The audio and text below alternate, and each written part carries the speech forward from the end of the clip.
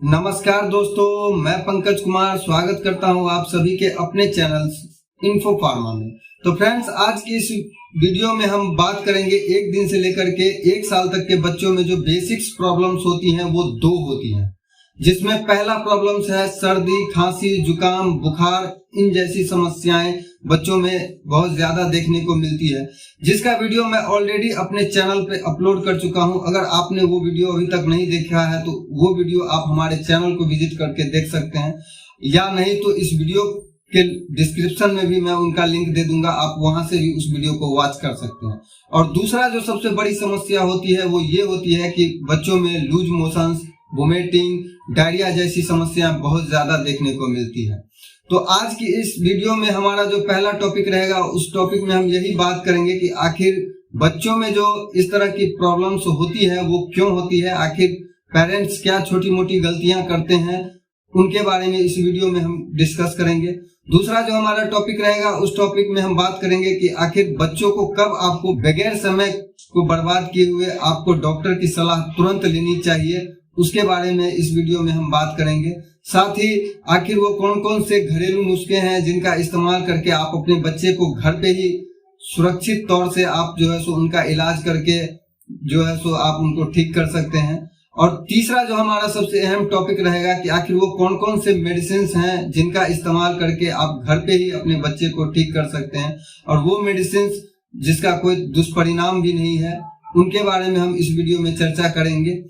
इस वीडियो को बनाने का एक ही मकसद है कि इस वीडियो को देखने के बाद आप जो हजारों रुपए अपने खर्च करते हैं अपने बच्चों के पीछे, उसको आप खर्च ना करें, इसीलिए इस वीडियो को बनाया गया है।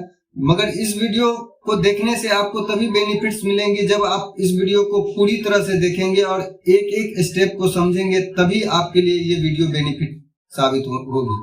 अगर आप इस वीडियो को अधूरा देखते हैं तो फिर आपको कोई बेनिफिट्स नहीं होने वाली है। अगर आप ऐसा करते हैं तो इससे अच्छा है कि आप इस वीडियो को ना देखें।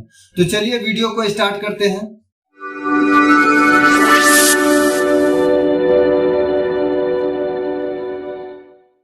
सबसे पहले हम बात करते हैं मिल्क के बारे में। जैसा कि सभी जानते हैं और आप भी जानते हैं कि बच्चों को मिल्क 2 तरह से पिलाई जाती है। एक होता है बच्चों को माँ के द्वारा मिल्क दिया जाता है, और दूसरा है जो बच्चों को पाउडर वाला दूध दिया जाता है, यानी कि सिंथेटिक दूध का भी इस्तेमाल होता है। तो अब इन दोनों बच्चों में जो है सो पॉटी का भी तरीका अलग अलग होता है। अब क्या होता है कि माँ के द्वारा जो बच्चे दूध पीते हैं, उनका जो है सो पॉटी करने का तरीका जो होता है वो कभी जो है सो दूध पीने के बाद भी करते हैं, कुछ 2 दिन पे भी करते हैं, कुछ हफ्ते भी लगा देते हैं। मगर एक चीज आपको देखने को मिलेगा कि इन तीनों प्रोसीजर में क्या होता है कि बच्चों का जो भी हेल्थ ग्रोथ है वो बढ़ता ही रहता है। मगर अगर एक हफ्ते में अगर एक बार अगर कोई बच्चा अगर पॉटी कर रहा है तो उससे पेरेंट्स को घबराने की कोई जरूरत नहीं है। हाँ, थोड़ा सा आपको ये देखने को मिलेगा कि बच्चों का जो पॉटी होता है वो थोड़ा उसमें आपको हार्डनेस देखने को मिलेगा।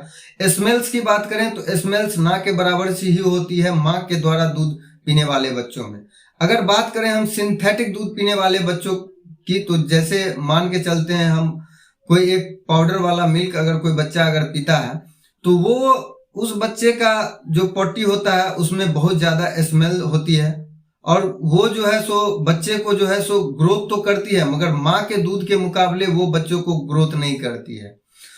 अगर हम बात करें तो सबसे पहला रीजन जो होता है वो ये होता है कि बच्चों को जैसे ही बच्चे जब तक अपने माँ के पेट में रहते हैं तब तक वो जो भी डाइट लेते हैं वो प्रोटीन बेस्ड होता है, यानी कि अपने माँ के द्वारा ही वो लेते हैं। मगर जैसे ही वो इस दुनिया में आते हैं तो उसके बाद जो है वो जो भी डाइट लेते हैं वो ओरल हो जाता है। तो अब इस ओरल होने में क्या होता है कि उनका लीवर फंक्शन धीरे धीरे काम करता है, और वो जो है सो अपने आप को इस माहौल और इस क्लाइमेट में एडजस्ट करने की कोशिश करता है।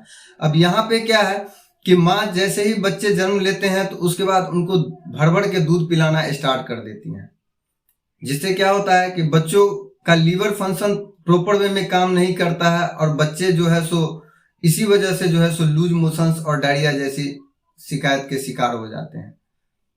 तो ऐसा आपको नहीं करना है। जैसे ही बच्चा अगर बच्चा अगर आपका अभी जन्म लिया है या 2 महीना 3 महीना भी हो गया है, तो एक चीज हमेशा कोशिश रखें कि बच्चे को जब भी आप फीडिंग करवा रहे हैं, यानी कि उनको दूध माँ के द्वारा पिला रहे हैं, तो उस वक्त आपको इस बात की सावधानी बरतनी है कि बच्चा कभी भी भरपेट दूध उनको नहीं देना है। हमेशा कोशिश करें, हाँ पिलाएं, बच्चे को दूध आप कंटिन्यू पिलाएं, जैसे 1 घंटे 2 घंटे 3 घंटे पे उनको आप दूध दीजिए, मगर कभी भी भरपेट दूध नहीं दीजिए, क्योंकि भरपेट आप जैसे ही दूध उनको पिलाएंगे तो उनका लीवर जो है सो उस तरह से वर्क नहीं करता है, जिसके वजह से जो है सो उनको लूज मोशन होने लग जाती है। तो इसका आपको हमेशा खास ख्याल रखना है कि आप जब भी बच्चे को दूध पिलाएं तो कोशिश करें कि उसको हाफ वे में ही पिलाए, यानी कि आधा पेट पिलाए, आधा पेट उसको खाली कर दे। इससे क्या होगा कि लीवर अच्छे तरह से वर्क करेंगी और बच्चे को जो है सो जितना आप दूध पिला रहे हैं उसका प्रोटीन 90% उनके बॉडी को मिलेगा। ठीक है, अब बात करते हैं ऐसे बच्चों की जो बच्चे पाउडर वाला दूध का इस्तेमाल करती हैं। तो इसमें जो ज्यादातर देखने को आती हैं दिक्कतें वो 2 होती हैं, जिसमें पहला होता है कि जैसे ही बच्चे को दूध पिलाने का वक्त होता है तो माँ क्या करती हैं कि थोड़ा सा सुसुम किया पानी को और उसको उसमें दूध मिला करके बच्चे को पिला देती हैं। तो ऐसा गलती आपको नहीं करना है, इसलिए क्योंकि जब भी आप बच्चे का दूध बना रहे हैं तो वो दूध बनाने के पानी को कम से कम 5 मिनट तक आपको उबालना है। इसलिए क्योंकि उसमें अगर कोई भी बैक्टीरिया अगर रह जाता है तो वो बैक्टीरिया सीधे बच्चे के पेट में जाएगा और उसके पेट को डिस्टर्ब कर देगा। दूसरा जो रीजन होता है वो पाउडर वाले दूध में एक चीज देखने को मिलता है कि हमेशा एक लिमिट बेस में पिलाएं, क्योंकि दूध में प्रोटीन होता है।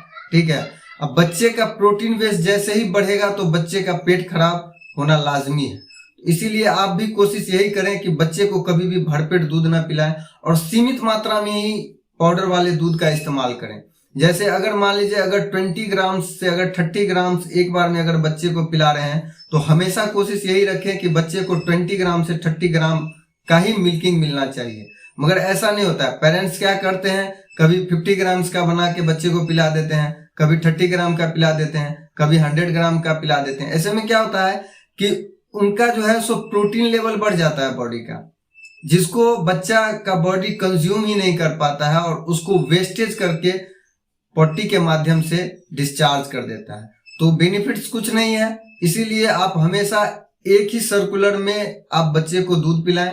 कोशिश हमेशा एक ही रखिए कि बच्चे का बॉडी जितना दूध को कंज्यूम कर सकता है उतना ही पिलाइए, उससे जहां तक हो सके तो 5% कम ही पिलाइए, ताकि वो दूध जो है सो उनका लीवर अच्छे से उसको प्रोसेस कर सके और बच्चे के बॉडी को जो है सो बेहतर प्रोटीन मिल सके। दूसरा जो रीजन है उस रीजन में है बैक्टीरिया रीजन। अब क्या है कि बैक्टीरिया बच्चों को हर एक जगह से हो सकती है, इसीलिए बच्चा जहां बैठ रहा है आपका, जहां खेल रहा है या 0 से 6 मंथ का है, जिस वक्त वो चल फिर भी नहीं सकता है, उस वक्त कोशिश यही रखें कि उसके अगल बगल आस पड़ोस की सभी चीजें को स्वच्छ रखें, ताकि कोई भी बैक्टीरिया आपके बच्चों तक पहुंच न पाए, क्योंकि बच्चों का इम्यून सिस्टम उस वक्त डेवलप नहीं होता है।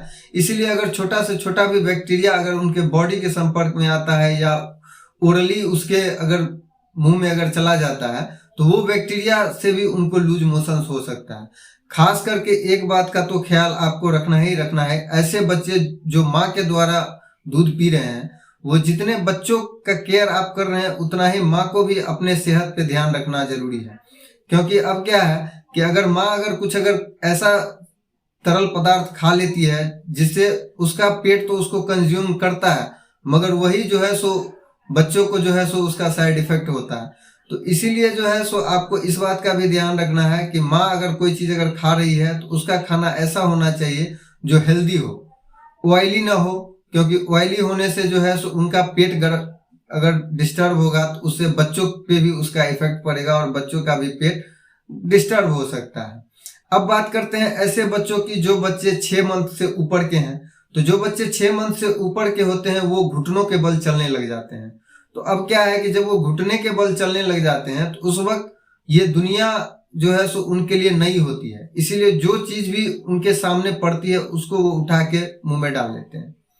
तो आप जब भी आपका बच्चा अगर घुटने के बल चलता है तो आपको उस वक्त उस बच्चे पर हमेशा आपको केयर करने की आवश्यकता है कि अगर वो चल रहा है घुटनों के बल, तो अगर कोई भी चीज अगर उठाता है तो उस चीज को वो मुंह में ना ले, क्योंकि जैसे ही वो मुंह में लेगा उसी वक्त जो है सो उनका बॉडी किसी न किसी बैक्टीरिया के संपर्क में आएगा और उनको लूज मोशन जैसी समस्या होने लग जाएगी। तीसरा जो है वो बच्चे का जब भी अगर उनके कपड़ा का जब भी आप वॉश करें तो उसके लिए आप डिटॉल या सेवलॉन जैसी चीजों का इस्तेमाल करें, क्योंकि उनका कपड़ा कभी भी जो है सो साफ सुथरा भले ही कितना भी कर लें मगर उस कपड़ा में बैक्टीरिया होता ही होता है, क्योंकि बच्चे जो है सो बहुत ज्यादा गंदे करते हैं, जैसे पुट्टी के माध्यम से, यूरिन डिस्चार्ज के माध्यम से, इन सभी माध्यम से जो है सो वो कपड़े को बहुत ज्यादा दूषित करते हैं। अब जो है सो जनरली हम डिटर्जेंट पाउडर का इस्तेमाल करते हैं या किसी सोप का इस्तेमाल करते हैं तो वो तो उस कपड़े से मैल निकाल देती है, मगर वो बैक्टीरिया और वायरस जो है वो उस कपड़े पे ही रह जाती है, जो फिर आपका बच्चा पहनता है उससे वो इन्फेक्टेड हो जाता है, जिसके वजह से उनको डायरिया, उल्टी जैसी समस्याएं होती हैं। तो इसीलिए आप हमेशा इस बात का ख्याल रखें कि आपका बच्चा हमेशा साफ सुथरा जगह पर खेले या साफ सुथरा कपड़ा पहने, जहां भी वो बच्चा रह रहा है उस जगह के आसपास की चीजें साफ सुथरी रहे। माँ को भी अपना ख्याल रखना है कि वो जो कपड़ा वो पहन रही है वो कपड़ा 1 दिन से या 2 दिन से ज्यादा पुरानी ना होनी चाहिए। अगर आप कहीं अगर बाहर जाती हैं, वहां से आती हैं, तो कोशिश यही रखें कि आप अपने पूरे शरीर को अच्छी तरह से साफ कर लें। इससे क्या होगा कि अगर कोई बाहर से अगर कोई पॉल्यूशन के माध्यम से अगर कोई बैक्टीरिया आपके बॉडी में अगर आ गया है तो जैसे ही आप बच्चा को लेते हैं तो बच्चा भी उनसे इन्फेक्टेड हो जाएगा, सो नहीं हो पाएगा। तो इन छोटी छोटी बातों का भी आप ख्याल रख सकते हैं जिससे आपके बच्चे को डायरिया और लूज मोशन जैसी समस्याओं का सामना नहीं करना पड़ेगा। अगर तीसरी कारण अगर जानी जाए, ये सबसे अहम कारण है जो 1 साल से लेकर के 5 साल तक के बच्चों को होती है, वो एक विषाणु है, यानी कि एक वायरस है जिसका नाम है रोटा वायरस। अब रोटा वायरस का क्या काम है तो उसके बारे में मैं आपको बता दूं कि रोटा वायरस अतरियों को संक्रमित करता है, जिससे गैस्ट्रोराइटिस जैसी बीमारियां उत्पन्न होती है। यह आंत की अंदरूनी परत को क्षति पहुंचाता है। इस क्षतिग्रस्त परत से तरल पदार्थ का रिसाव होता है और पोषक तत्व को समाहन किए बिना भोजन इसमें से निकल जाता है। कुछ मामलों में रोटा वायरस गंभीर मल संक्रमण और शरीर में पानी की कमी की वजह से पैदा होता है। अगर सही मायने में अगर देखा जाए तो डिहाइड्रेशन के कारण रोटा वायरस पनपते हैं। अब आपको क्या करना है कि आपको अपने बच्चे के बॉडी वेट और उम्र के हिसाब से उनको एक लिमिट मात्रा में डेली बेस में पानी पिलाना है। वो पानी आप पर घंटे उनको पिला सकते हैं या दिन में 4 बार 5 बार डिवाइड करके उनको आपको पिलाना ही पिलाना है। अब जैसे मान लीजिए अगर आपका बच्चा अगर 10 केजी का है तो उसको मिनिमम कम से कम आप ½ लीटर पानी तो आप डेली पिलाइए ही पिलाइए। अब ½ लीटर पानी आप उनको एक बार नहीं पिलाइए, उनको जो है सो आप जैसे 50 ml पानी अभी दीजिए, फिर 1 घंटा के बाद 50 ml दीजिए, फिर 20 ml दीजिए। इस तरह से घंटा में उनको डिवाइड कर सकते हैं। उनको जो है सो आप डेली बेस पर 4 टाइम 5 टाइम में डिवाइड कर सकते हैं। वो आप अपने सहूलियत के अनुसार उनको आप पानी पिला सकते हैं। अगर हम बात करें रोटा वायरस से सुरक्षा की तो भारत सरकार के द्वारा रोटा वायरस का टीकाकरण लगाया जाता है। यह टीकाकरण एक अनिवार्य टीका होता है जिसमें 2 हफ्ते से लेकर के बच्चे को 16 हफ्तों तक इसका टीका लगाया जाता है। अगर हम बात करें रोटा वायरस की सुरक्षा के लिए तो भारत सरकार के द्वारा रोटा वायरस टीकाकरण के तहत टीका लगाया जाता है। यह एक अनिवार्य टीका है। शिशु को कौन सी वैक्सीन लगाई जा रही है इसे देखते हुए उसे 2 या 3 खुराक टीकाकरण लगाया जाता है। पहली टीकाकरण उसे 6 से 8 हफ्ते की उम्र में ही लगा दी जाती है। दूसरा खुराक 10 से 16 हफ्तों में लगाई जाती है और तीसरा खुराक करीब 14 से 24 हफ्तों के बीच में उनको दी जाती है। तो अगर आपने अभी तक अपने बच्चों को रोटा वायरस संक्रमण से बचने के लिए अगर टीकाकरण अगर नहीं करवाया है तो आप अपने बच्चे को आंगनवाड़ी के माध्यम से या ब्लॉक के माध्यम से आप रोटा वायरस का टीकाकरण अपने बच्चे को लगवा सकते हैं। और मैं आपसे यही गुजारिश करूंगा कि अगर आपने अभी तक अगर रोटा वायरस का टीकाकरण नहीं करवाया है तो आप उसको आंगनवाड़ी या ब्लॉक के माध्यम से आप जरूर करवा लीजिए। अगर आप टीकाकरण करवा लेते हैं तो आपके बच्चे को 100 में से 50% समझिए तो लूज मोशन, डायरिया जैसी समस्याओं से बच्चों को 50% मैं आपको गारंटी के साथ बोलता हूं कि आपका बच्चा 50% लूज मोशन, डायरिया इन जैसे प्रॉब्लम से आपके बच्चे को छुटकारा मिल जाएगी। अगर इन सभी उल्टी, दस्त, डायरिया जैसे अगर इलाज की अगर जहां बात आती है उसमें सबसे पहला नाम निकल के आता है ORSL का। ORSL एक प्राथमिक उपचार है जो कि बच्चों को 100% आपको देनी चाहिए, क्योंकि जब बच्चे को दस्त या उल्टी होती है उस वक्त उनके बॉडी से वाटर, मैग्नीशियम, प्रोटीन ये सभी डिस्चार्ज होने लग जाते हैं। और आपको देखने को मिलेगा कि अगर ज्यादा देर तक अगर बच्चे को इस तरह की अगर परेशानियां होती है तो बच्चे थोड़ा सा बोलना भी कम कर देते हैं और आपको दूर से ही उनमें दिखेगा कि उनमें वीकनेस जैसी समस्याएं देखने को मिलती है।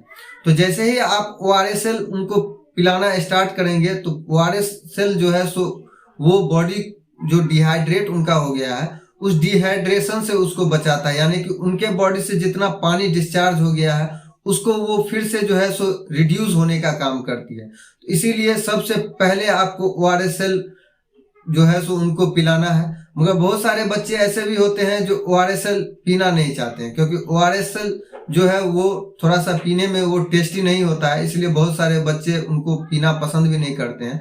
उस पीरियड में जो है सो आप अपने बच्चे को नारियल का पानी दे सकते हैं।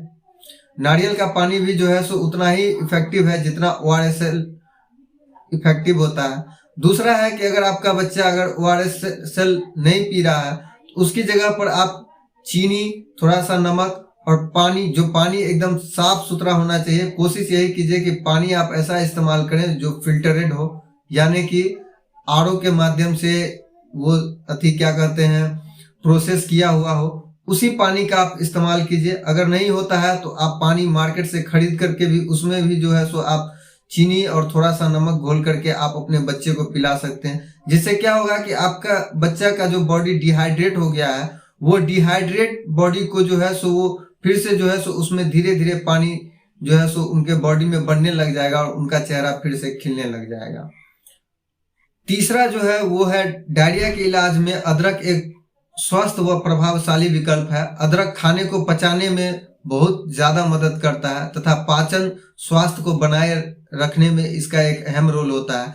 तो आप जो है सो अदरक को पीस करके उससे रस निकाल करके उसमें चीनी मिला करके और थोड़ा सा पानी भी डाल करके आप अपने बच्चे को 1 चम्मच 2 चम्मच करके भी दे सकते हैं। इससे भी जो है सो आपके बच्चे को दस्त, उल्टी और डायरिया जैसी समस्याओं में बहुत ही इफेक्टिव साबित होता है और इससे भी आपका बच्चा ठीक हो सकता है।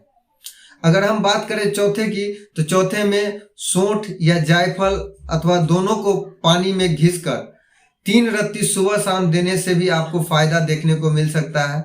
तो आप ये भी ट्राई कर सकते हैं। अगर पांचवे की बात की जाए तो पांचवे में 5 ग्राम सौंफ को कूटकर उबलते हुए पानी में डाल दें और ठंडा कर लें। ठंडा होने के बाद उसे मसलकर छान लें और 1 चम्मच पानी या 2 चम्मच दूध में मिलाकर दिन में 3 बार बच्चे को पिलाएं। इससे मरोड़, अनपच, पेट फूलना, दस्त, डायरिया, उल्टी इन सभी के प्रॉब्लम्स में ये बहुत ही कारगर साबित हो सकता है, जो आपके बच्चे को एक बेहतर होम रेमेडीज प्रदान कर सकता है। अब हम बात करते हैं कि कब आपको डॉक्टर्स की परामर्श लेनी है। आपको होम रेमेडीज यानी कि घरेलू नुस्खों पे और छोटे मोटे डॉक्टर्स जो घर के होते हैं उनका जो है सो आपको नहीं देखना है, आपको सीधे डॉक्टर्स की सलाह लेनी है। उस पर अब हम बात करेंगे। तो देखिए, अगर आपके बच्चे को 24 घंटे से ज्यादा देर तक अगर उल्टी या लूज मोशंस हो रही है तो आपको समय वेस्ट नहीं करना है, आपको सीधे डॉक्टर्स की परामर्श लेनी है। क्योंकि हो सकता है आपका बच्चा किसी गंभीर बैक्टीरिया या किसी संक्रमण से जूझ रहा है, जिसकी जानकारी तभी हो पाएगी जब डॉक्टर्स उनका पट्टी का टेस्ट करेंगे। तो उन्हीं से उनको पता चलेगा कि आपका बच्चा किस तरह के बैक्टीरिया से संक्रमित है और उसका इलाज वो प्रॉपर वे में कर पाएंगे, जिससे आपका बच्चा तुरंत से तुरंत ठीक हो जाएगा। अगर आपने इससे ज्यादा समय आप वेस्ट करते हैं उसके बाद, तो आपके बच्चे में डिहाइड्रेशन हो सकता है, आपका बच्चा आंख बंद कर सकता है, बच्चा बोल नहीं सकता है। इसीलिए आप उस वक्त समय आपको नष्ट नहीं करना है, आपको सीधे डॉक्टर्स की सलाह लेना है। अगर दूसरी बात की जाए तो दूसरा है बुखार। अगर आपके बच्चे को अगर 24 घंटे से अगर ज़्यादा अगर फीवर है और आप होम रेमेडीज का इस्तेमाल कर रहे हैं या घरेलू उपचार कोई कर रहे हैं या आस पड़ोस के छोटे मोटे दुकानदार से अगर दवा ला करके उसको दे रहे हैं और फिर भी वो 24 घंटे तक कंटिन्यू बेस में अगर उसको फीवर लगा हुआ है, तो उसके बाद भी आपको नहीं वेट करना है, आपको सीधे डॉक्टर्स की सलाह लेनी है। क्योंकि बच्चा को अगर फीवर होता है तो फीवर होने के बाद उनके बॉडी को बहुत ज़्यादा वो क्षति पहुंचाता है और इस पीरियड में जो है सो बच्चा खाना पीना भी बंद कर देता है, जिससे क्या है, एक तो बुखार की वजह से उनमें वीकनेस आ जाती है और ऊपर से प्रॉपर डाइट नहीं लेने की वजह से भी उनमें और ज़्यादा वीकनेस देखने को मिलती है। तो इसीलिए आपको इस पीरियड में भी आपको नहीं रुकना है। तीसरा है, शिशु कोई तरल पदार्थ नहीं ले रहा है, यानी कि अगर आपका बच्चा अगर कोई आप उनको जूस दे रहे हैं या दूध दे रहे हैं, वो उसको ले नहीं रहा है, यानी कि ओरली आप दे रहे हैं मगर वो उसको खा नहीं रहा है, इस पीरियड में भी आपको नहीं वेट करना है, आपको सीधे डॉक्टर की सलाह लेनी है। चौथा है, अगर आपका बच्चा अगर मल त्याग कर रहा है यानी कि पोटी कर रहा है, उसमें अगर ब्लड आ रहा है तो उस पीरियड में भी आपको होम रेमेडीज का इस्तेमाल ना करना है और ना ही आपको आस पड़ोस के छोटे मोटे डॉक्टर्स से उनका इलाज करवाना है। आपको सीधे किसी अच्छे और बेहतर डॉक्टर से परामर्श लेने की आवश्यकता है, क्योंकि हो सकता है कि बच्चा का कोई भी ऐसा पेट का कोई भी ऐसा बैक्टीरिया है जो उनके जो है सो मल मार्ग में जो है सो किसी तरह का जो है सो सूजन पैदा कर देता है, जिसके वजह से ब्लीडिंग आने लग जाती है। पांचवा है काला मल। अगर आपके बच्चे का पट्टी अगर ब्लैक हो रहा है तो उस वक्त में भी आपको नहीं रुकना है। पेट में अगर सूजन है तो भी आपको नहीं रुकना है। या आपका बच्चा अगर बहुत ज्यादा रोता है डेली अगर बेसिस में, जैसे आपका बच्चा अगर डेली नहीं रो रहा है, थोड़ा बहुत रो रहा है, तो अगर बहुत ज्यादा अगर रोने लग गया है और किसी तरह से मनाने पर भी अगर वो चुप नहीं हो रहा है, तो उस वक्त भी आपको किसी तरह का लॉजिक का इस्तेमाल नहीं करना है, आपको सीधा किसी अच्छे डॉक्टर्स का परामर्श लेना है। अगर आपको जानना है कि किस बीमारी में किस डॉक्टर्स की सलाह लेनी चाहिए और बच्चों का इलाज के लिए कौन से डॉक्टर सबसे बेहतर होते हैं, तो उसका भी लिंक मैं अपने डिस्क्रिप्शन बॉक्स में दे दूंगा। आप वहां से भी जा करके देख सकते हैं कि किस तरह के डॉक्टर्स की सलाह लेने से आपका बच्चा पूरी तरह से ठीक हो सकता है और एक सटीक वे में आप उस तरह के डॉक्टर से उसका इलाज करवा सकते हैं। तो चलिए अब हम बात करते हैं कि आखिर वो कौन कौन से मेडिसिन है जिसका इस्तेमाल करके आप अपने बच्चे को घर पे ही ठीक कर सकते हैं। मगर कोई भी मेडिसिन इस्तेमाल करने से पहले 3 बातों की जानकारी आपको होनी चाहिए, जिसमें पहला है कि उस मेडिसिन का इस्तेमाल आपको कितने और कितने दिनों तक करनी है, उसकी पूरी जानकारी आपके पास होनी चाहिए। दूसरी है उस मेडिसिन से होने वाले बेनिफिट्स और नुकसान की भी पूरी जानकारी आपको होनी चाहिए। खास करके अगर आप बच्चों पर अगर किसी तरह के अगर मेडिसिन का इस्तेमाल करते हैं तो उसकी तो प्रॉपर वे में जानकारी आपके पास होनी ही चाहिए। और तीसरी जो सबसे अहम है कि अगर इसका अगर कोई भी अगर दुष्प्रभाव अगर होता है तो आपको कैसे उस दुष्प्रभाव से आपको निपटना है, इसकी भी जानकारी आपको होनी चाहिए। तो चलिए इस वीडियो में हम आगे बढ़ते हैं और उस मेडिसिन के बारे में मैं आपको जानकारी देता हूं कि आखिर वो कौन कौन से मेडिसिन हैं जिसका इस्तेमाल करके आप अपने बच्चे को घर पे ठीक कर सकते हैं और अपना हजारों रुपए का जो बिल आपके नाम से जो बच्चे के बीमारी पे खर्च होगा उससे आप कैसे बच सकते हैं। तो चलिए आगे बढ़ते हैं। तो पहले नंबर पे है इंट्रोजर्मिना 2 बिलियन। मौसम में बदलाव, आहार में परिवर्तन या एंटीबायोटिक चिकित्सा जैसे कारणों से आपके बच्चों के पेट के अच्छे बैक्टीरिया लगातार काम करते हैं और इस अच्छे बैक्टीरिया के संतुलन को कायम रखना जरूरी है, क्योंकि शरीर की 70% इम्यून पेट में ही होती है। इस संबंध में इंट्रोजर्मिना 2 बिलियन एक आदर्श प्रोबायोटिक है जो सही प्रकार से अच्छे बैक्टीरिया के संतुलन को कायम रखता है, आपके बच्चों की इम्यूनिटी को मजबूत करता है और आपके बच्चे के पेट को सौम्य प्रदान करता है। यह एक प्रोबायोटिक है। अनुकूल बैक्टीरिया पेट के बैक्टीरिया के प्राकृतिक संतुलन को बहाल करने में मदद करता है और इस तरह से पाचन संबंधी परेशानियां जैसे डायरिया और उससे मिलते जुलते रोग के मूल कारणों को दूर करता है। यह डिसविटामिन्स और विटामिन्स के उत्पाद और समावेश के बीच संतुलन बनाने का भी कार्य करता है। अगर बात की जाए तो इंट्रोजर्मिना 2 मिलियन का इस्तेमाल आप जो है सो डायरिया, उल्टी, फिर लूज मोशंस या पेट में पाचन अगर सही से नहीं हो रहा है तो उस पीरियड में भी आप इंट्रोजर्मिना 2 बिलियन का इस्तेमाल कर सकते हैं। बात करें इंट्रोजर्मिना 2 बिलियन ओरल सस्पेंशन का, तो इसका जो है सो डोज जो है वो 2 वे में होता है। अगर आपका बच्चा 0 से लेकर के अगर 6 मंथ, 7 मंथ, अगर 8 मंथ तक भी है तो आप इसको जो है सो सस्पेंशन में इसको 1 बोतल सुबह 1 बोतल शाम भी आप दे सकते हैं। अगर आपका बच्चा अगर कैप्सूल फॉर्म में अगर ले सकता है, यानी कि टैबलेट अगर ले सकता है, तो टैबलेट आप 1 टाइम भी दे सकते हैं और 2 टाइम भी दे सकते हैं। हमेशा याद रखें कि कोई भी मेडिसिन, जो भी मेडिसिन का डोज मैं आपको बता रहा हूँ वो किसी एक बच्चे के लिए है, मगर मेरे जितने भी व्यूअर्स हैं और सब्सक्राइबर्स हैं वो सभी के बच्चे अलग अलग वेट पे हैं और अलग अलग उम्र पे हैं। तो इसीलिए आप इंट्रोजर्मिना ओरल का इस्तेमाल जब भी आप करें तो उसका प्रॉपर डोज जो है सो आप जिस मेडिसिन काउंटर से आप परचेज कर रहे हैं वहां से आप अपने बच्चे के अनुसार ही उसका डोज निर्धारित करें और उन्हीं से आप पूछें कि आपका बच्चा इतने मंथ का है, इतने वेट का है, आपको क्या डोज उसकी देनी चाहिए या नहीं देनी चाहिए। इसका इंफॉर्मेशन आप वहीं से ले तो बेटर है। मैं आपको सिर्फ एक अप्रोक्स जानकारी दे रहा हूं कि 1 बोतल सुबह 1 बोतल शाम इसका इस्तेमाल करना है। अगर 6 मंथ 7 मंथ से ऊपर है बच्चा, अगर टैबलेट फॉर्म में ले सकता है तो आप 1 टैबलेट सुबह 1 टैबलेट शाम भी दे सकते हैं। अगर बात की जाए इसके दुष्प्रभाव की तो आपको मैं बता दूं कि अभी तक जो है इसका कोई भी आर्टिकल या कोई भी कंपनी के द्वारा ऐसा कोई भी दुष्प्रभाव सामने नहीं पेपर में दिखाया गया है या नहीं बताया गया है। यानी कि आप इसका इस्तेमाल 100% आप अपने इच्छा अनुसार कर सकते हैं। इसका किसी प्रकार का बच्चों पे कोई भी दुष्प्रभाव नहीं है। अगर आप इसको अगर थोड़ी ज्यादा मात्रा में भी पिला देते हैं तो उससे बच्चे को कोई भी साइड इफेक्ट होने वाली नहीं है। इसके लिए आप निश्चिंत होकर के आप इस इंट्रोजर्मिना 2 बिलियन का इस्तेमाल कर सकते हैं। दूसरी मेडिसिन है Metrogyl suspension. Metrogyl suspension doctor के द्वारा निर्धारित की जाने वाली दवा है जो कि मेडिकल स्टोर पे आपको सस्पेंशन दवाओं के रूप में मिलती है। इसे मुख्य बैक्टीरिया संक्रमण, पेट में इंफेक्शन, अमियाबी के इलाज के लिए इसका इस्तेमाल किया जाता है।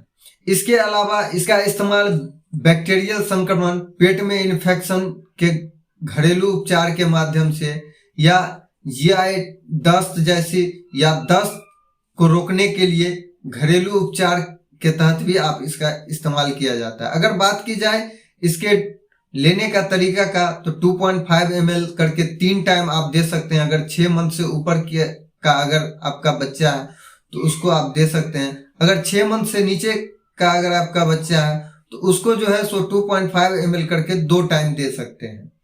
अगर बात की जाए इसके दुष्परिणाम की तो मैं आपको बता दूं कि इसका भी दुष्परिणाम आपको ना के बराबर है। यानी कि आप अपने स्वेच्छा से निसंकोच होकर के आप किसी भी मेडिकल स्टोर से लेकर के आप ये भी दे सकते हैं अपने बच्चे को। और मैं आपको गारंटी देता हूं कि अगर आपने ये दोनों मेडिसिन अपने इच्छा अनुसार अगर आपने किसी मेडिकल शॉप से लेकर के आपने अपने बच्चे को दे दिया तो आपका बच्चा इसी 2 मेडिसिन से ही ठीक हो जाएगी। तीसरे मेडिसिन की आवश्यकता नहीं है। हाँ, जब ये दोनों मेडिसिन का आप इस्तेमाल कर रहे हैं तो उसके साथ आप घरेलू नुस्खा भी थोड़ा बहुत ट्राई कर सकते हैं। जैसे आप अपने बच्चे को नारियल का पानी दे सकते हैं, ORS तो दे ही रहे हैं। बस यही 3 चीज जो है सो आपको देखना है और देना है। इसी से आपका बच्चा 100% ठीक हो जाएगी।